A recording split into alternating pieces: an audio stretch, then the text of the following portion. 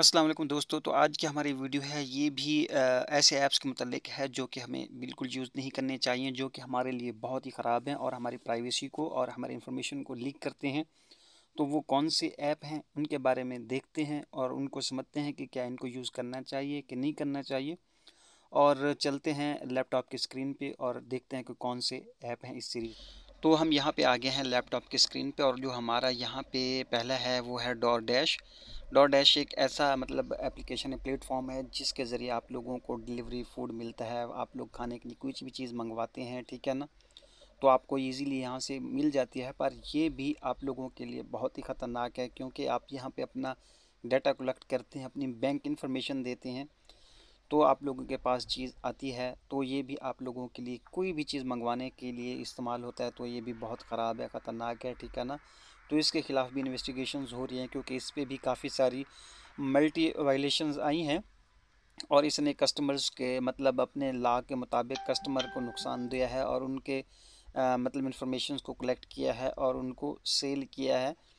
तो ये भी एक बहुत ही बुरा है, क्योंकि जो अपने कस्टमर को भी नुकसान पहुंचा रहा है। यहाँ पे देखें, ये अभी 2024 की मतलब लेटेस्ट न्यूज़ है, उसमें बताया गया है कि इसने वायलेशन की है और अपने कस्टमर्स के साथ ये उनका डाटा चुरा रहा है, स्टील कर रहा है और सेटलमेंट कर रहा है दूसरी पार्टियों के साथ। तो इसके साथ आगे जो है वो यू टॉर्नेंट है।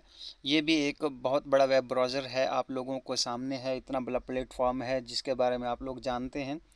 इसके मिलियंस में मतलब डाउनलोडर्स हैं और ये देखने में बहुत अच्छा है और ऐसा लगता है कि यार ये बहुत ही अमेजिंग होगा, पर हम यूज़ भी करते हैं तो ये भी बहुत ख़तरनाक है, क्योंकि इसके भी स्कैंडल बहुत ज़्यादा आ रहे हैं। क्योंकि ये मैनिंग मॉलवेयर है, मतलब ये जो करेंसीज़ वगैरह होती हैं उनके उनमें बड़ा ये स्कैंडल कर रहा है, मतलब उनको ट्रैक करता है और उनकी करेंसीज़ वगैरह को निकाल रहा है, लूट रहा है, ठीक है ना। तो इस वजह से ये प्राइवेसी लेता है, आप लोगों की मेन इन्फॉर्मेशन कलेक्ट करता है, उसके बाद आप लोगों की जेबें खाली कर देता है। तो आप लोगों को इस ऐप से भी बचना चाहिए और इस यूटॉर्नेट से भी दूर रहना चाहिए, ताकि आप अपने ज़्यादा नुकसान से बच सकें।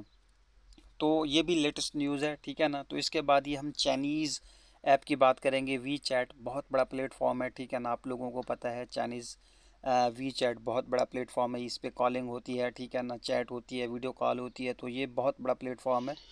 पर इस पे भी मतलब वही सिस्टम हो रहा है जो बाकी में हो रहा है। यूएसए में इसको बैन कर दिया गया है, इंडिया में भी इसको बैन कर दिया गया है, क्योंकि ये नोटोरियस प्राइवेसी मार्केट शेयर करता है, जिसकी वजह से इसको बैन कर दिया गया है काफ़ी सारे मुल्कों में, काफ़ी सारे देशों में। तो इसको भी आप लोगों ने यूज़ नहीं करना, क्योंकि ये भी बैन हो गया है और ये आप लोगों की प्राइवेसी और इन्फॉर्मेशन कलेक्ट करता है, डाटा कलेक्ट करता है, आपकी पूरी इन्फॉर्मेशन लेके शेयर करता है, अपने मतलब आगे सेल करके पैसे कमाता है। तो इस वजह से आप लोगों को इससे भी बचना चाहिए।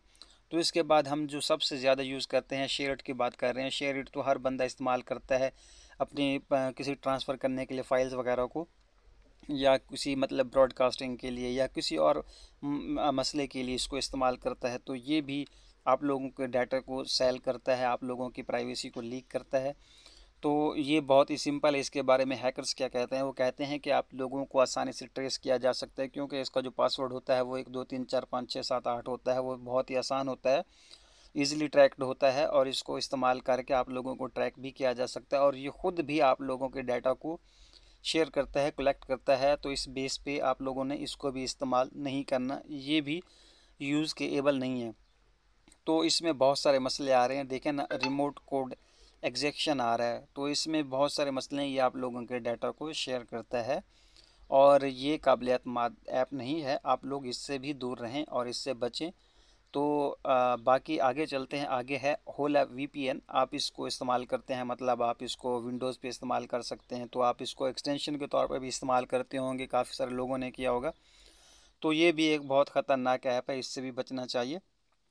तो आप लोगों को हमारी आज की वीडियो कैसी लगी? ऐसी मज़ीद अच्छी अच्छी टेक रिलेटेड वीडियोस जानने के लिए हमारे चैनल को आप लाजमी तौर पर सब्सक्राइब करें।